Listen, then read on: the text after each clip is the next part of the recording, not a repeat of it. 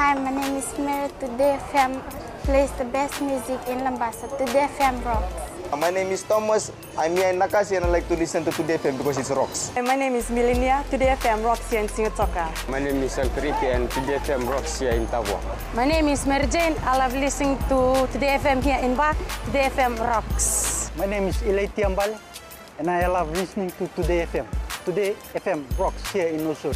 Today's hit music on Today FM.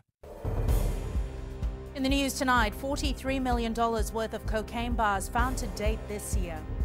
Fiji Airports hands out $45 million dividend after record financial performance. And Grace Road's founder arrested in South Korea. From the studios of FBC Suva, Jackie Spate. 53 cocaine bars worth millions of dollars have been found within our borders this year, and these discoveries have put a spotlight on the work of law enforcement agencies. Police Commissioner Brigadier General Sithiven Ngilio confirmed this while opening the Fiji Narcotics Committee workshop in Suva this morning. Akosita Tale reports. 51 out of the 53 bars discovered are confirmed to be cocaine, while the latest find in Savu Savu and on an island in the Lau group are yet to be tested. I can also confirm that the 51 bars have an estimated street value of $43 million, and that similar findings were made in Tonga, where 58 bars in total were found on 2 of their islands and have been confirmed to be the same quality of cocaine found here in Fiji. Currently, we are working with the Fiji Police Force. I know it is an issue that the police is taking a lead role in. We are only assisting police in these aspects, I know, because of the capability that we have. Brigadier General Sithiven Ngilio says there's been a surge in the illicit use of hard drugs such as methamphetamine, as more than 10 kilograms of methamphetamine was seized between January and June. The seizures may seem small compared to the seizures of cocaine and marijuana, but it, however, does not give it less prominence, because the statistics speak for themselves, as there have been numerous seizures, which equates to more people that are indulging in this illegal activity. Relevant enforcement agencies have been encouraged not to let their guard down. The threat assessment for the Pacific, based on the United Nations Office on Drugs and Crime report, found that Pacific Island countries, including Fiji, are increasingly targeted as transit and destination for a variety of drugs, including synthetic drugs, in particular methamphetamine. Akosita Tali, FBC News. Fiji Airports Limited today handed over $45 million to government as dividend payout. While receiving the check, Public Enterprise Minister Ayaz Said Qayyum says this is another exceptional performance by FAL. Ana Ravulo reports the company recorded audited profits before tax of over $80 million for the financial year ending 2017. Fiji Airports has come a long way to be what it is today, and it continues to grow. It has now reached unprecedented levels of payment. Last payment received was $45 million, and today again, as you've seen, received another $45 million. If you combine the amount of dividend that AFL has paid to us in the past 4 or 5 years, it's been more than AFL has ever paid before since its entire inception. Saad Qayyum says growth is only possible if the right people are chosen to execute the work. Because if you appoint the right people for the right jobs and you reward them accordingly, you give promotions accordingly, you do appointments accordingly, and you have a well-disciplined workforce, the entity itself will do very well. And the comments from the shareholder was that we as a state-owned enterprise are trailblazing all the other state-owned enterprises. The comments were that our performances will be used as a benchmark for other SOEs. Fiji Airports has paid $145 million in dividends to their shareholders over the past 5 years, and it is also the largest dividend payer to the government. Ana Ravulo, FBC News. The founder of the Navua-based agricultural company Grace Road, Shin Ok-ju, has been arrested. Korean media reports the founder was arrested at South Korea's international airport last week and charged with alleged foreign exchange. Several businesses in Fiji, from restaurants to hardware stores, as well as a construction company which reportedly has acquired a number of government contracts. Grace Road in the past has been accused of enticing followers to Fiji in return for large cash investments in the church. The 49-year-old man from Vundalautoka who was injured in a road accident Saturday has passed away. The victim was admitted at the Lautoka hospital following the accident, died yesterday. He was allegedly drinking with friends, and police claim when he wanted to stop a bus, he went to the middle of the road and as a result was hit by the bus. The post-mortem examination will be conducted tomorrow. The bus driver was questioned over the weekend and released. The road death toll currently stands at 36. The Energy Fiji Limited has today revealed that an environmental impact study was conducted before the Waini Savu level weir rising project in Nandarivatu was approved and undertaken in 2015. This is in response to a Fiji Times article published on Saturday where it was claimed by an environment group that there was no EIS done. Chair Daksesh Patel says the reports are not true and that proper procedures were followed contrary to what was reported by the newspaper.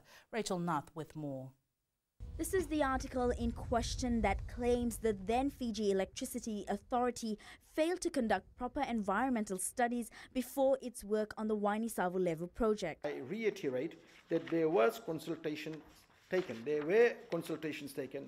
You know, the landowners were given the landowners were consulted. Without the consultations and without the approval, we could not have leased the land. Patel also pointed out that landowners never in the past had any issues with the project. These people raising these issues now, when they could have actually raised all these matters and all these concerns at the time of the construction of the dam. If they were so aware of the environmental impact and damages and subsequent effects of building such a dam, if they were so conscious of the environment then, they could have raised in public, through your newspaper, through Fiji Times, Fiji Sun, any other media, to raise these issues, but they kept quiet.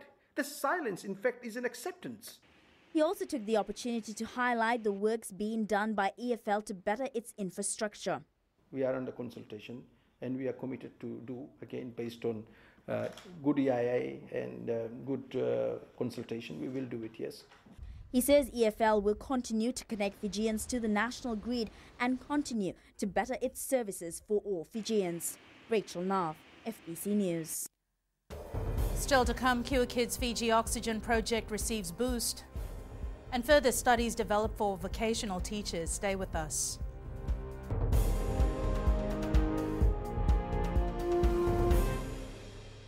Bula, neva ngo malakai leloma, ngo ngai nakas on rong nam bula fem, namban dua ena sere. Oya uvasit sai sai lambasa, ya on talita ina warong nam bula fem namba dua ena sere. Gua do tumeli aku na tau no hinga toka, talita kina na warong nam bula fem, namban dua ena sere.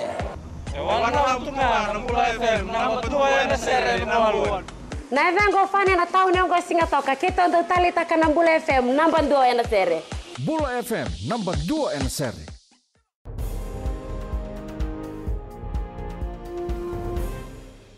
Around $100,000 has been raised by a team of 22 ANZ cyclists towards the Cure Kids Fiji Oxygen Project. The project addressing the pressing and challenging need to ensure that those needing oxygen get it. Felipe Naikaso has more. These cyclists had to set off on a 500-kilometer ride across Viti level on Friday, and each of them needed to raise a certain amount of money just to be at the starting line. Unfortunately, a lot of oxygen is rationed in Fiji in health centres and clinics, and our mission is to install concentrators in a lot of those central places to give unlimited supply of oxygen to patients who need it. It's a life-saving treatment, and no child and no person should die for lack of oxygen. The plan for the project began last year. This year we'd like to build on top of that, and next year we'd like to build on top of this again. So let's make this bigger and better. But look, the crew, you've been great. We've brought a whole lot of people together. We've had a great time. And this is a wonderful opportunity for all of us to say thank you to you and your organisation for doing all the hard work that you do for all our kids. The main aim for the Cure Kids Fiji is to ensure that no child dies from lack of oxygen. Felipe Naikaso, FBC News.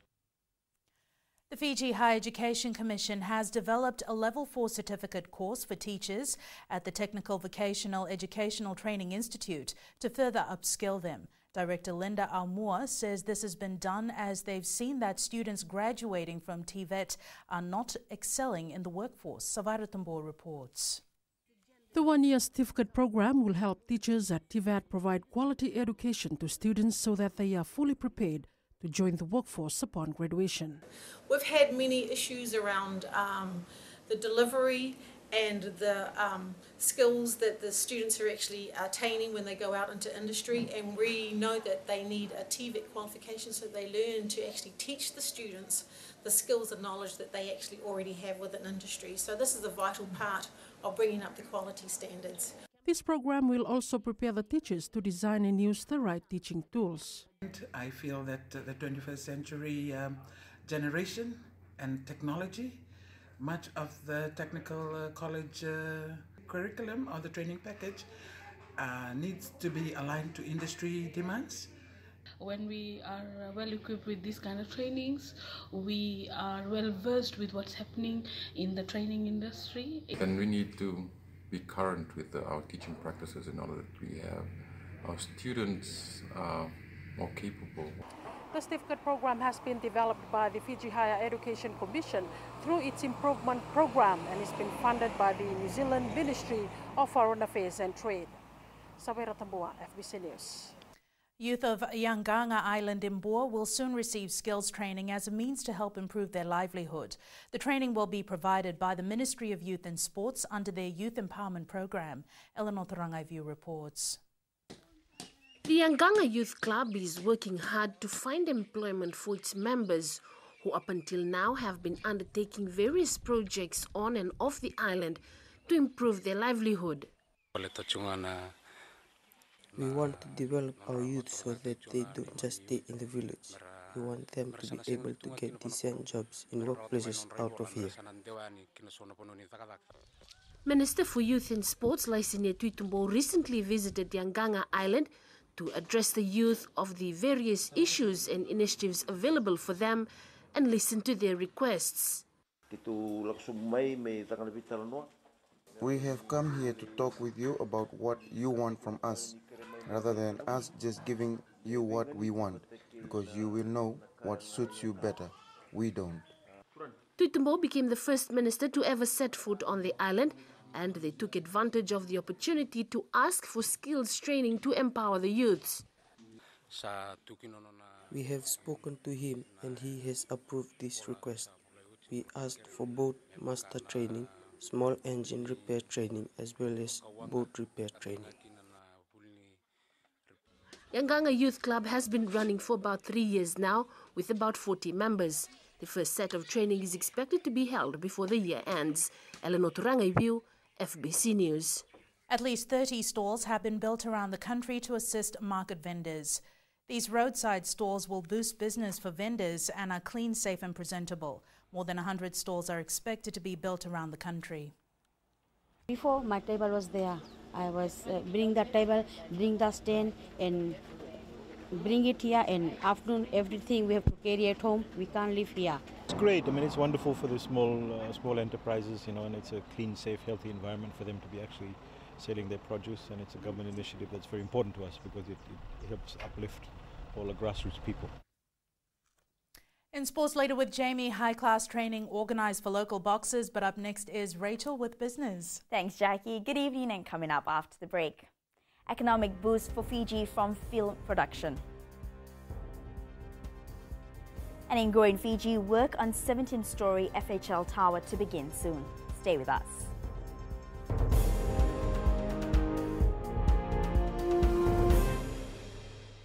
Lola, I am Eleanor. For the best classic hits, I only listen to Gold FM here in Singapore. Gold FM, only the classic hits. My name is Seni Rawa. I love listening to Gold FM here in Nosuri. Gold FM, only the classic hits. My name is Dino. I'm from Outrigger, Coral Coast, Singapore. I love listening to Gold FM, only the classic hits. My name is Salote. I love listening to Gold FM here in Nosuri. Gold FM, only the classic hits. Bula, my name is Marida. Gold FM plays the best classics here in Outrigger, Singapore. Gold FM, only the classic hits.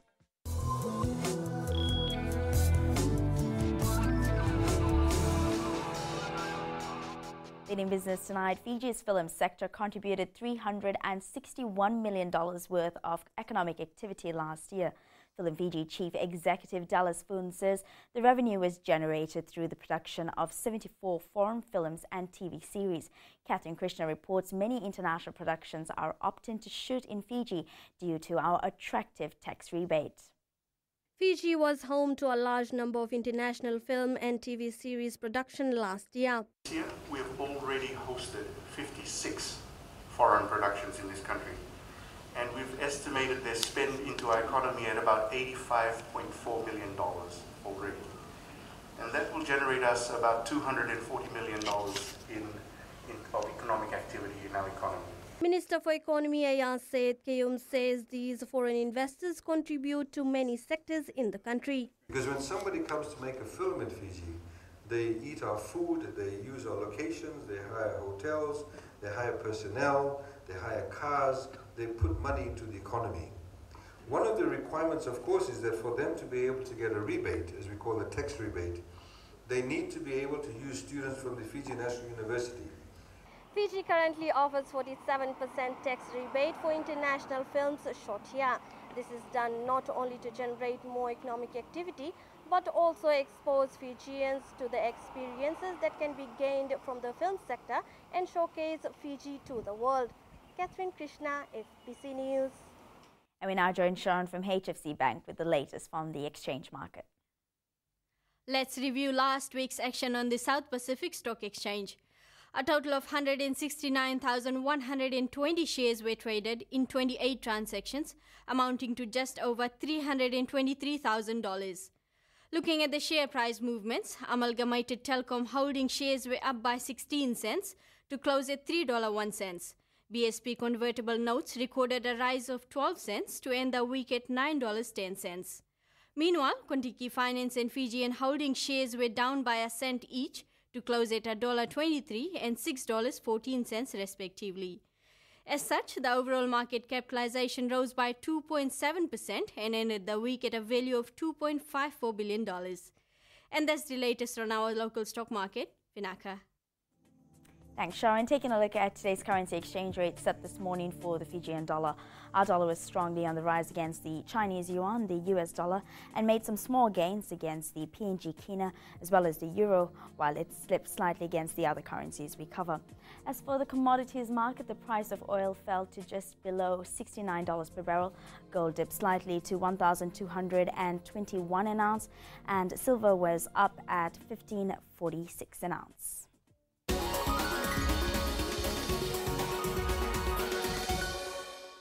And in Fiji tonight, the Fijian Holdings Limited Tower, once completed, is expected to uplift the surrounding of Gordon Street in Suva.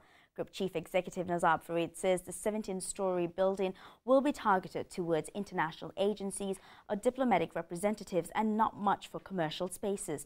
Farid adds it's an investment of over $70 million. The company is no longer partnering with the Seventh-day Adventist Church to construct the tower. The tower should be ready within 26-27 months from the construction. So at this stage, the construction might start. We are thinking of, we are basically planning to sign the contracts within the month of August, and the construction should start before October.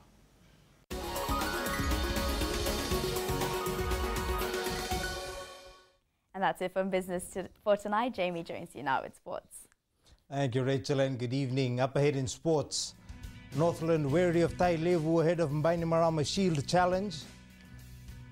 And excitement builds for Dean's semi-finals. This and more coming up.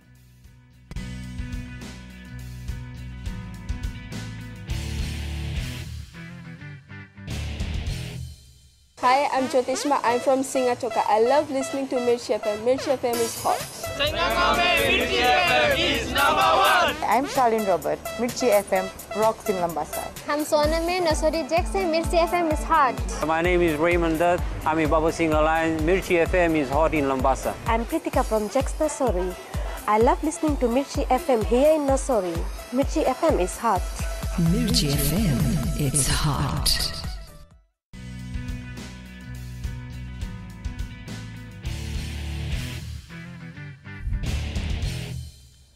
The Northland rugby side is leaving no stone unturned as they gear up to take on Tai Levu in the second challenge of the Mbainimarama Shield this weekend. After narrowly defeating Tai Levu 8-6 in the Vanua Cup final earlier this month, they're gunning for a more convincing win this time around. Meli Tavanga reports. After securing a narrow 22-21 win over Lautoka in the first Bainimarama Shield Challenge on the weekend, Northland is expecting a thriller against TAYLEVO on Friday. Go another 5-10 steps ahead in the preparation, because TAYLEVO is a tough team also.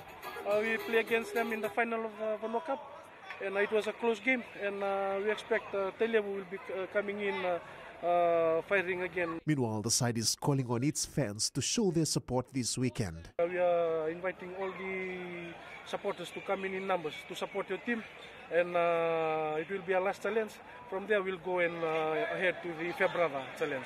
However, the TAYLEVO rugby officials will ensure to put together a well-structured team to avenge their Vodafone Cup loss against Northland. Northland plays TAYLEVO at 5 p.m. Friday at Nosori's Ratuvakumbo Park. Melitawanga, FBC Sports. Duvu College will play their second consecutive semi-final of the Powerade Super Deans competition this Saturday. The Nandronga-based school upset former Deans champions Leline Memorial 20 points to 14 in the under-18 grade over the weekend and will now face Maris Brothers High School. John Tambori reports. It will be a different ball game in the semi-finals, and Duvu College know they cannot repeat the mistakes made in the quarterfinals against Maris this Saturday. We need to go back to the drawing board and work on our errors in this game. I believe the coaches would have read the game well, and we should prepare well. Captain Charles Nkaulevu says they have to set up their attack if they are to be competitive. Work on our defense and try to better our defense and also our attack, so we can able to score tries facing big teams like Maris. The captain also thanked their supporters from Nandronga who came out in numbers. I'd like to thank the supporters for supporting us, especially our parents. Duvu College has never made it to the under-18 finals in the Deans competition. Now, after last year's semi-final exit to Super Grammar, the Nandronga-based school will hope to do one better than their 2017 performance. John Sabori, FBC Sports.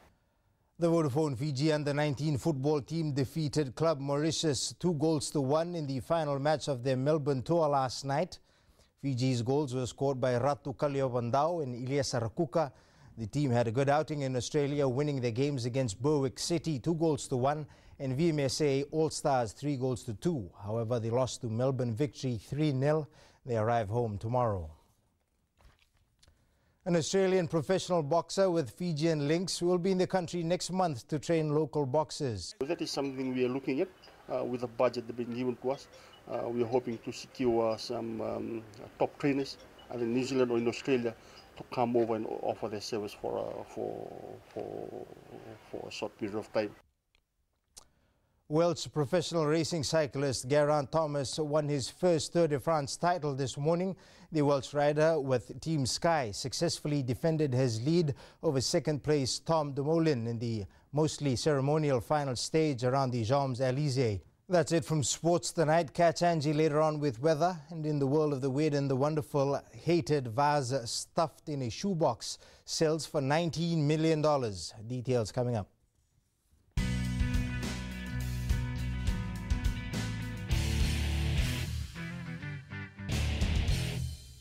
Narang golesenia, Obama kita nakas, dorong-rong bin nakape, on radio Fijuan, nandomo ibit.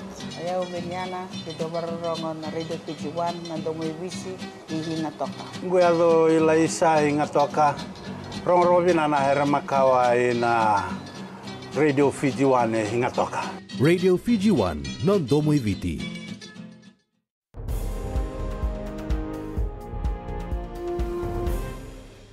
New media with a simple touchscreen and built-in Google Assistant, this new smart display proves particularly helpful in the kitchen. It's weather time now with Angie.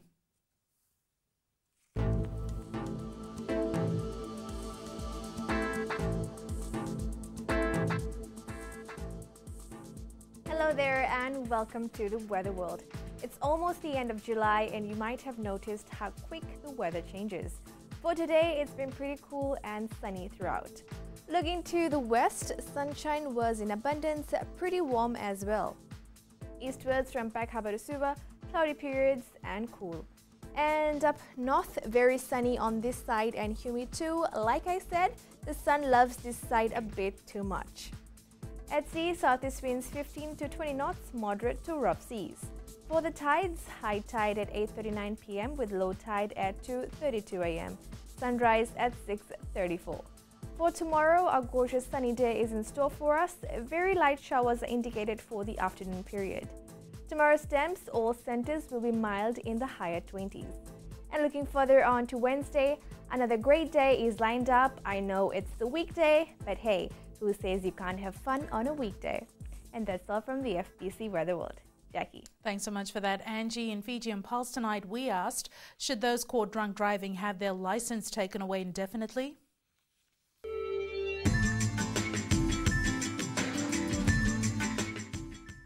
The drivers who are caught drinking and driving, if they cause accident, they should be penalized not driving for lifetime. And if the driver doesn't cause any accident or is reported by the police or authorities, they should be just suspended. Yes, they should be penalized because they can cause road accidents. Yes, they are dangerous to other people. Yes, I think that they should be penalized.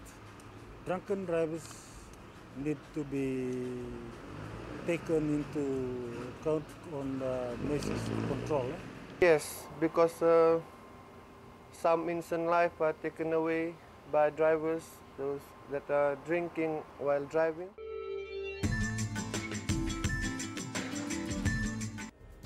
Recapping the main stories for tonight, $43 million worth of cocaine bars found to date this year. Fiji Airports hands out a $45 million dividend after record financial performance, and Grace Road's founder arrested in South Korea. Now for these stories and others, you can tune in daily to our sister radio station Gold FM. To our poll question segment last week, we had asked, were you happy with the Fiji Sevens team's performance at the Rugby World Cup? 71% said no. This week we're asking, should those caught drunk driving have their license taken away indefinitely? Visit our FBC website to answer. Before we go, our shot of the day sent in by Naima from Suva. The shot was taken in beautiful Lami. Remember, you can send us newsworthy pictures and videos on email fbcnews@fbc.com.fj or share it with us via Facebook page FBC News. You can also follow and tweet us your news tips at FBC_news or simply hashtag FBC News. That was the FBC News for tonight. From the team and I, stay safe. Good night.